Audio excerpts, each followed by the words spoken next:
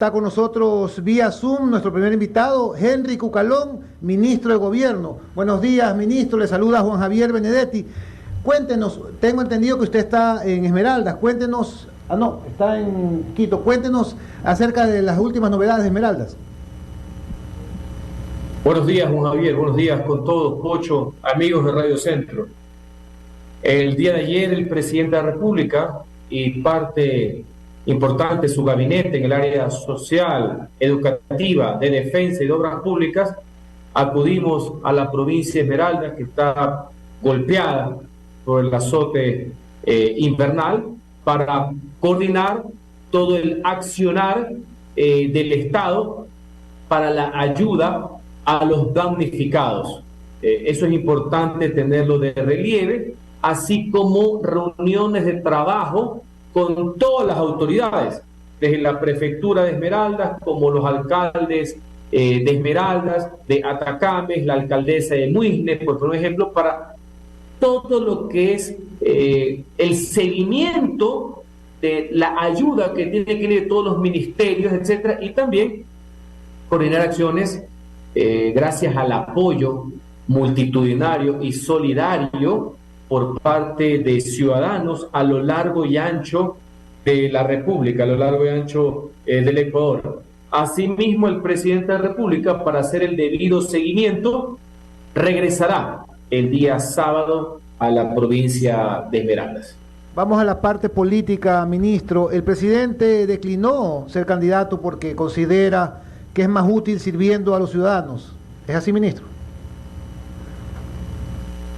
Su pronunciamiento va en la vía de dedicarse por completo a la gestión de gobierno, a mejorar la gestión de gobierno, a estar completamente dedicado a eso, y que no iba a ser posible con una candidatura, pero con un mensaje superior, un mensaje de que en estas elecciones anticipadas el gran debate es entre los demócratas y los autócratas, y que quiere coadyuvar en eso, no dividir en esa situación. Así que yo lo veo como un tema de sumatoria también de esfuerzos, que es lo que básicamente piden los ciudadanos, que no exista mayor fragmentación entre la gente, que con diferencias o no creemos en los valores republicanos y demócratas, de los que son evidentemente los autoritarios, que solo les interesa es imponer sus ideas en la impunidad.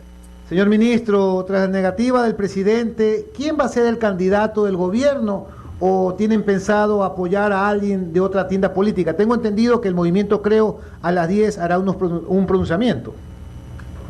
Efectivamente, el movimiento Creo hará un pronunciamiento en las próximas horas al respecto. Creo yo, para ser congruente con esa posición del primer mandatario y actor político, no sería dable hasta cierto punto atomizar aún más este sector que tiene que ver del centro derecha, del centro izquierda, razonable, que lo que nos interesa son los principios democráticos, no el autoritarismo, la corrupción y la impunidad.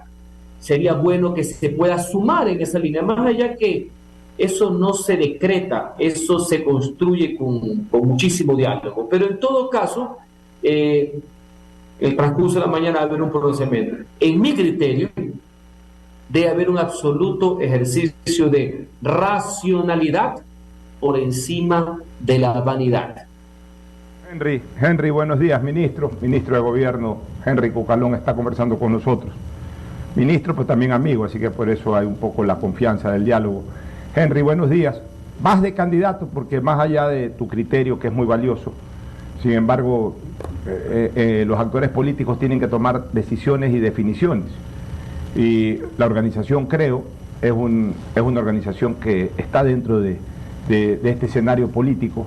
Y si toma la decisión de poner un candidato a la presidencia y te piden tu contingente para que seas el candidato por el gobierno, ¿aceptarías?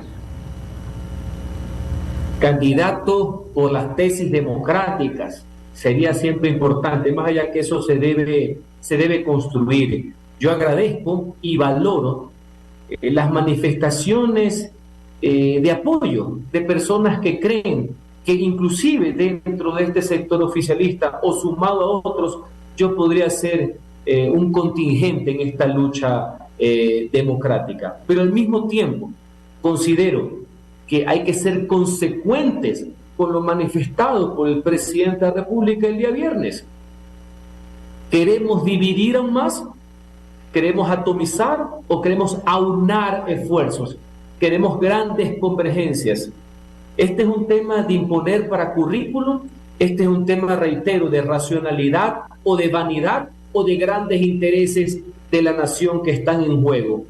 Creería yo, allá que me puedo equivocar, que mi labor ahora tiene que ser sumar en la línea de la gestión de gobierno, de coordinar toda esta serie de acciones que necesita el Estado ecuatoriano, tanto en materia de seguridad, en materia política, en materia del crudo invierno que estamos viviendo, y de forma ordenada volver a hacer una propuesta para el país, que será importante. Recordemos que hay elecciones y se van a convocar exactamente en un año, ¿no?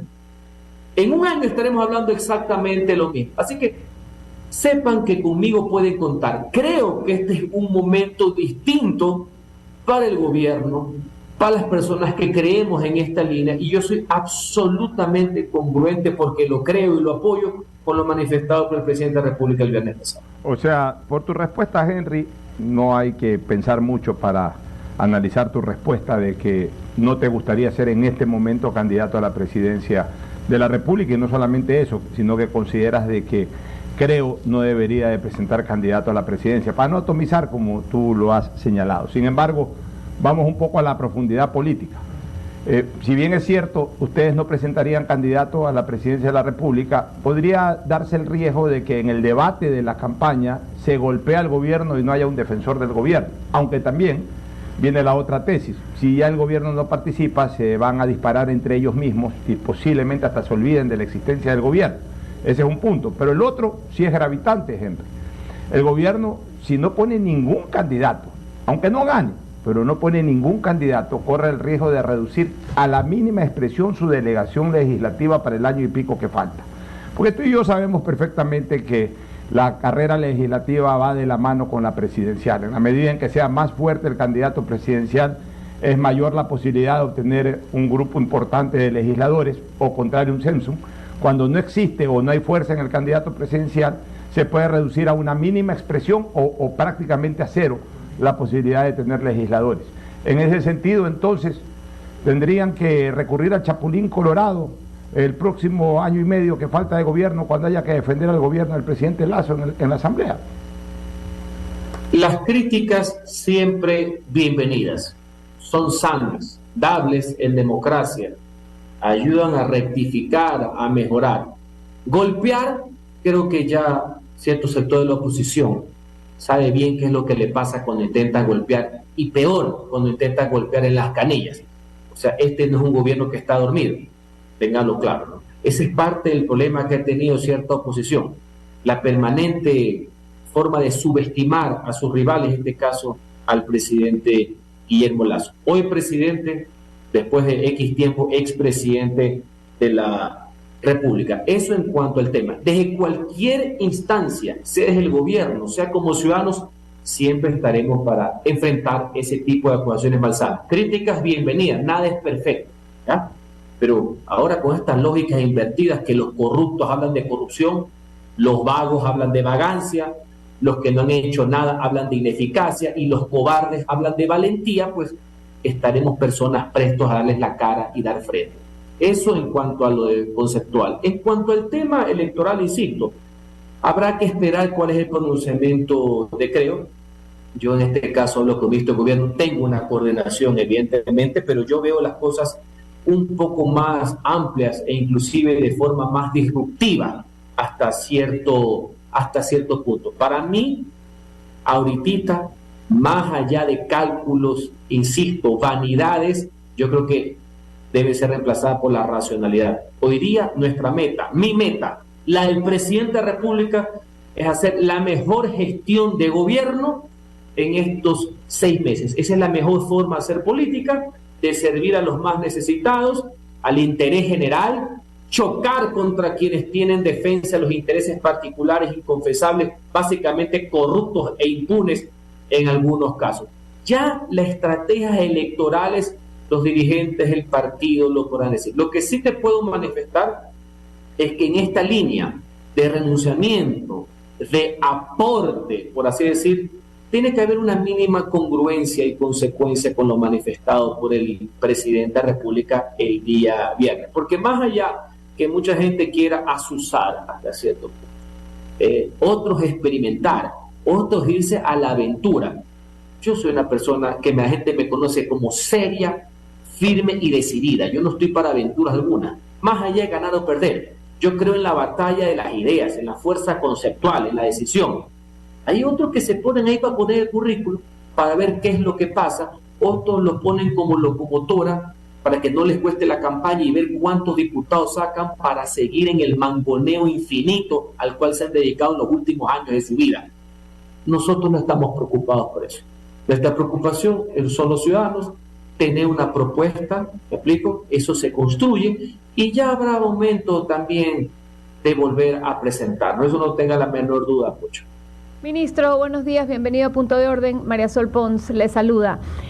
Sobre el tema que estamos conversando y la aglutinación de fuerzas políticas, en el escenario de las seccionales, el gran ganador de las elecciones fue el correísmo, que eso ya pues no hay que ni opinar, eso es un hecho. Entonces, en esta cadena, en este nuevo escenario de velocidad, de impacto, hemos estado todos esperando el anuncio del candidato correísta, que sorpresivamente ha tomado un inusual tiempo en hacerlo. Es decir, lo que se hubiera parecido que era automático de mencionar, no se menciona. ¿Por qué? Porque ellos son realmente una fuerza que aglutina un voto duro, que dentro de este escenario de atomización de candidatos, donde me gusta mucho su frase de que la racionalidad tiene que estar por encima de la vanidad, no pareciera que todos la toman en cuenta, pues el voto se dispersa entre lo que usted mencionaba en un escenario macro, entre demócratas versus los autócratas.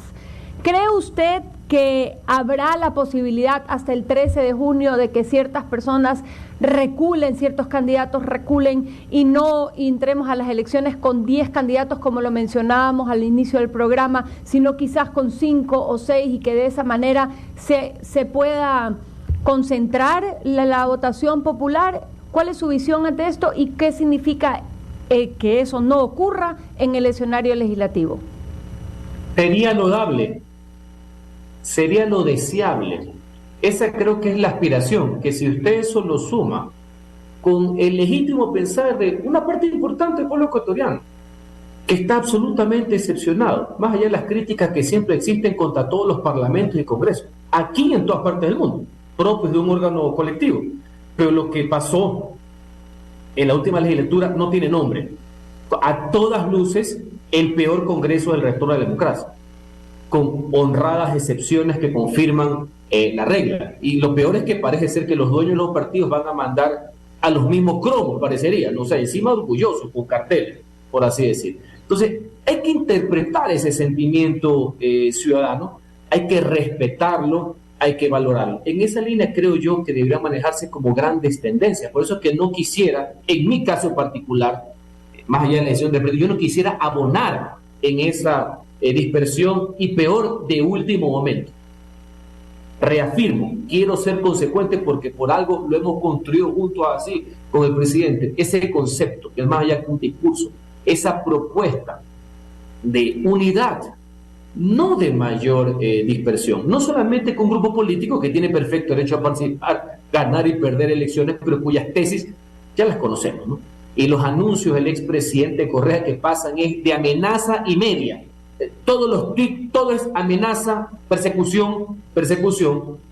Es que también hay otro tipo de propuestas que hay que enfrentarlas, cada uno desde un rol, que me preocupan también. Recordemos que ahí hay situaciones de comunistas indoamericanos medios camuflados, generadores de violencia y barbarie también, que no son propias también de los demócratas. Entonces, ojalá que no solamente hasta las inscripciones, sino inclusive con los aventureros vanidosos que quieren poner esto en el currículum para después cuadrar en la segunda vuelta su participación, ojalá que pueda llegar a una gran convergencia de tesis en lo que hemos manifestado que son los demócratas, con diferencias incluidas, versus los autócratas. Ojalá, por lo menos yo quisiera abonar en ese sentido.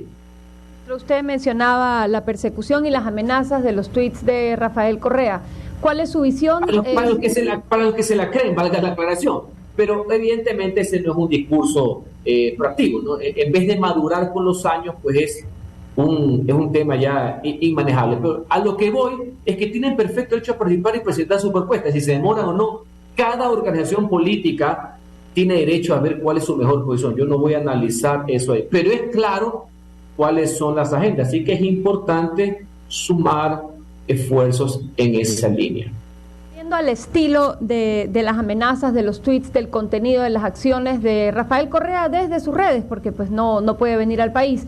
Vemos también con preocupación las acciones del Consejo de Participación Ciudadana, pero también vemos algo interesante y es lo que sucedió en estos días, que es la división de la votación y las denuncias sobre los temas partidistas. ¿Cuál es su visión de lo que está sucediendo ahí, ministro?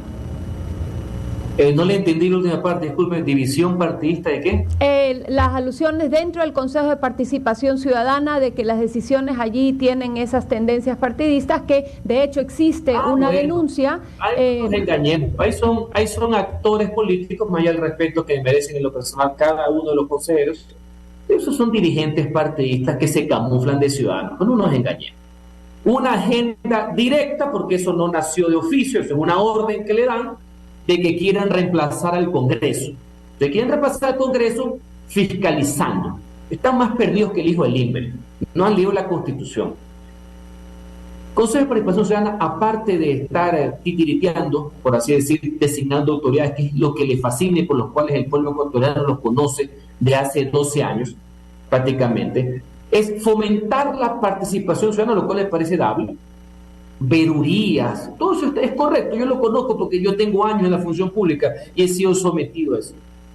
Luchar contra la corrupción, los consejeros de participación deben ser los primeros fiscales del pueblo, deben ser los que más presentan todos los días denuncias ante la fiscalía sobre abuso de fondos públicos de hoy, de ayer, de antes de ayer, de hace 10 años, porque recordemos que el peculado es imprescriptible, pero lastimosamente eso no se los conoce por ver a quién van a poner, quién es el contralor, quién es el fiscal. Segundo, es público y notorio, pues, que parte de la agenda que antes era abierta, con asamblea incluida, con pacto formal y orgánico, ahora lo tiene el Consejo, tratando de bajarse a la fiscal general de la Nación, que goza del respeto, de la admiración de vastos sectores de la sociedad, críticas incluidas como las tenemos todos, no hay ningún problema, pero hay un respeto a la institucionalidad. Todo esto es para labrarse el camino. La Fiscalía General, la fiscal está bajo acecho. Hay que tenerlo claro, es un plan que estaba marcado desde hace tiempo, sino que cada uno está cumpliendo su rol. Yo sí les aclaro, absolutamente ilegal e inconstitucional. Así como todos los funcionarios públicos, aprovecho para decir, tenemos la obligación de rendir cuentas. Yo hace 2 semanas tuve que rendir cuentas, inclusive hasta de un año que no fui ministro. Pero normal, esa es la institucionalidad. Comparecer y control político, cuidado señores, cuidado, no se confundan, ¿ya? No acepten todas las órdenes que les dan. Craneen, piensen, leen la Constitución, no les va a hacer daño, no se les van a caer los ojos, no pasa absolutamente nada. ¿Ya? Aquí no hay ningún paniaguado. Información, control, todo lo que usted quiera. Comparecencias para hacer show, tratando de hacer control político y fiscalización, no lo tienen y nosotros no vamos a prestar para semejante payasada, ¿no? Por si acaso. Ministro Cucalón, una última inquietud. La paciencia tiene un límite. ¿Cuánto tiempo más va a esperar el gobierno para que la Corte Constitucional apruebe los decretos ejecutivos? Hoy se cumple, si no me ingrata, creo que 18 días, 18 o 19 días desde que presentamos el proyecto de decreto ley a la Corte Constitucional, que en este periodo de transición tiene que hacer un control sobre esta materia. Hoy hay una audiencia para el tema tributario. Entre otras cosas, hay que justificar la urgencia económica. Sin perjuicio, estimado Javier, de que la urgencia la califica el presidente, un acto discrecional, es a su juicio. En materia tributaria, darle más recursos a los ciudadanos.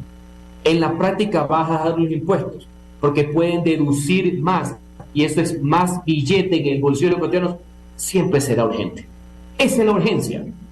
Mejorar la economía de grandes capas de la clase media en relación de dependencia pública y privada. Señores magistrados, esa es la urgencia.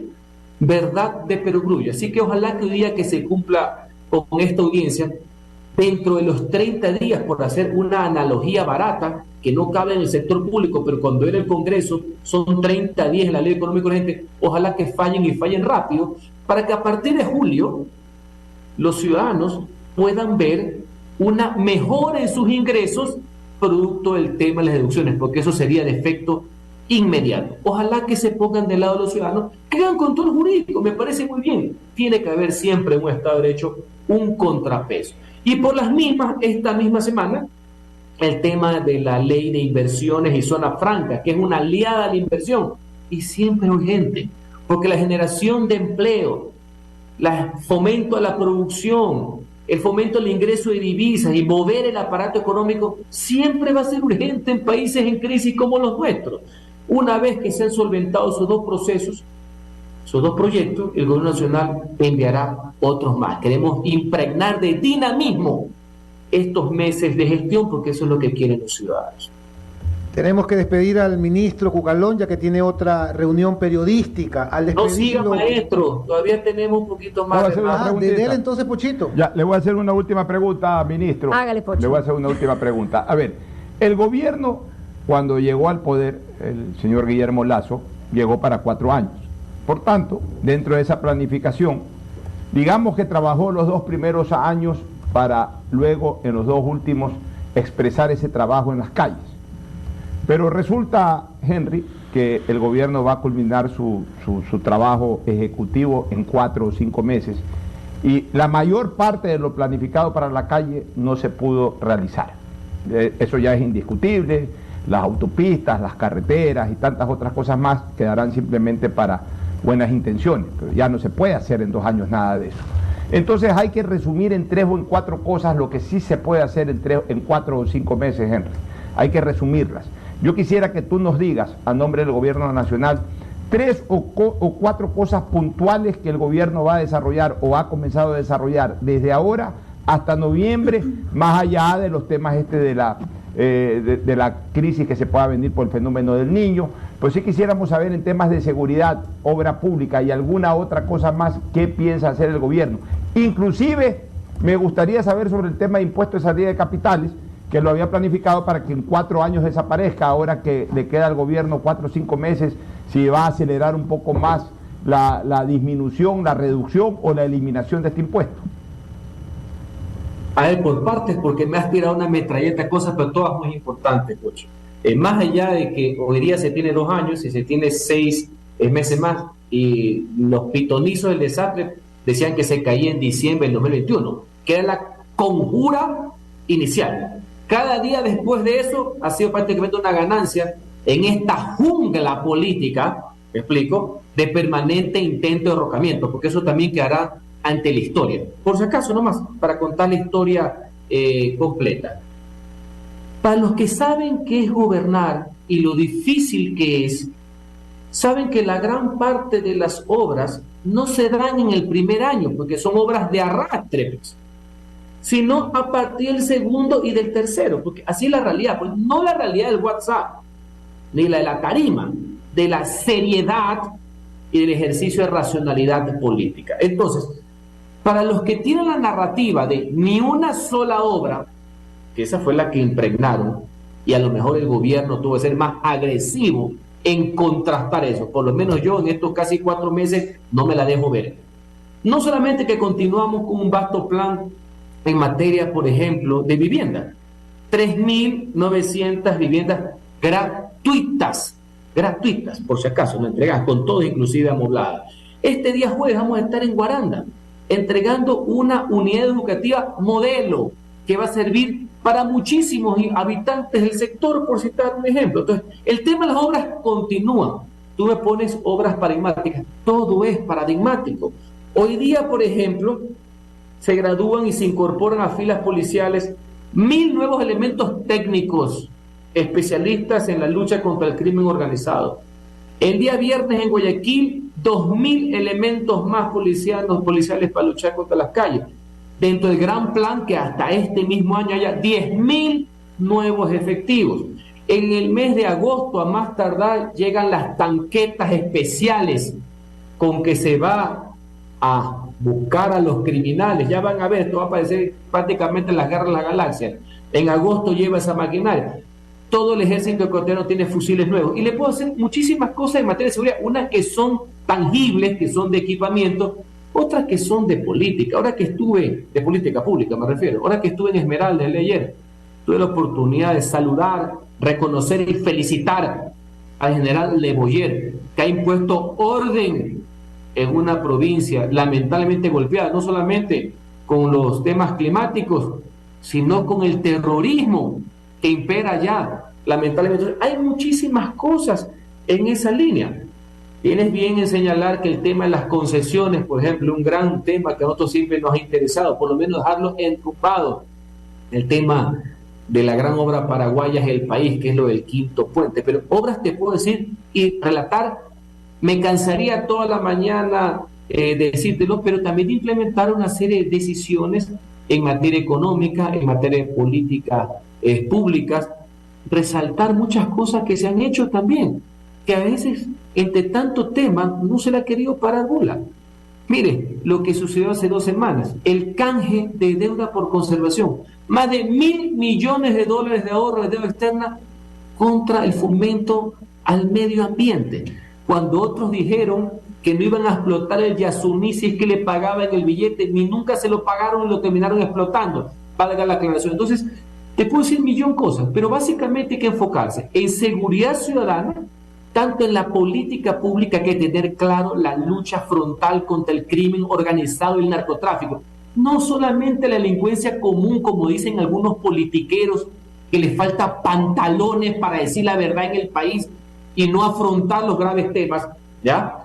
Crimen organizado, narcotráfico, política pública, incorporación al nuevo rol de las Fuerzas Armadas, equipamiento, decisión. Sí se han dado cuenta de todo lo que ha pasado estos días, y por eso son las refriegas, ¿no? Usted, mi querido maestro Pocho, sí vio que el fin de semana cayó la mole, ¿no? Pero lo que pasa es que aquí la gente piensa que son rateros pandilleros, no. El número 2 de los cabecillas en crimen organizado en Lecor cayó, no, la mole. Pero la gente no ubica ese tipo de cuestiones. Cuando tú y yo éramos jóvenes, nos sabíamos de memoria los nombres de los cabecillas del Faro Vive. Pero ahora todo es ecléctico. No quieren saber, no quieren afrontar, quieren de pasada nomás, como que no quieren afrontar los temas. Entonces, seguridad, en primer cosa, mejor ostensible de gestión de servicios públicos, seguimos con tema de viviendas, seguimos con materia educativa y de salud, y evidentemente todo lo que conlleva con reactivación económica. Creo que con eso tenemos un tema bastante amplio que seguir cumpliendo. Me adhiero a la opinión de un radioescucha que afirma que el ministro Cucalón comunica mejor que nadie las obras hechas por el actual gobierno.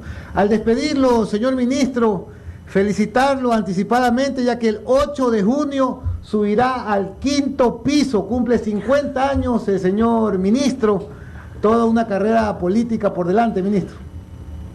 Ya me berreaste con la edad, pero estamos enteritos. ¡Medio siglo! Así que esto recién empieza, y definitivamente lo mejor es... Oiga, ministro, la vida es mejor después de los 50. Cuidado. La vida es mejor después de los 50. Pero todavía puede jugar tenis, todavía puede hacer deporte, todavía puede hacer política, todavía puede hacer lo que usted quiera hacer después de los 50. Así que no se Pero te lo escucho en un tono de consuelo. Yo quiero tomarlo. Yo tengo 57, oiga, yo tengo 57 y he sido feliz desde que cumplí 50 hasta ahora. He podido hacer todo lo que he querido hacer. Full consuelo. Y el señor Benedetti también, ni que se diga. Oiga, me está una última inquietud, por favor. Benedetti está congelado en el tiempo hace como 25 años. Oiga, señor ministro, pues me piden de favor, ¿cómo va el pago de las asignaciones a los GATS, Guayaquil, Quito? Están al día, señores. El gobierno está siempre al día. Lo que hay un cronograma de pagos es las deudas de los gobiernos anteriores, básicamente por concepto de IVA, que hay un cronograma que el gobierno se está poniendo al día. Del gobierno nacional de mayo del 2021 en adelante, siempre al día, y el ministro Arosemena con hechos, no con relatos, lo ha comprobado a lo largo de todo este tiempo. Que algunos y algunas hayan querido sopesar eso para justificar su fracaso y mediocridad, ese es otro tema. Bueno, muchísimas gracias, señor ministro, y bueno, nuevamente felicitaciones anticipadas. Gracias, ministro. Gracias, un abrazo para todos.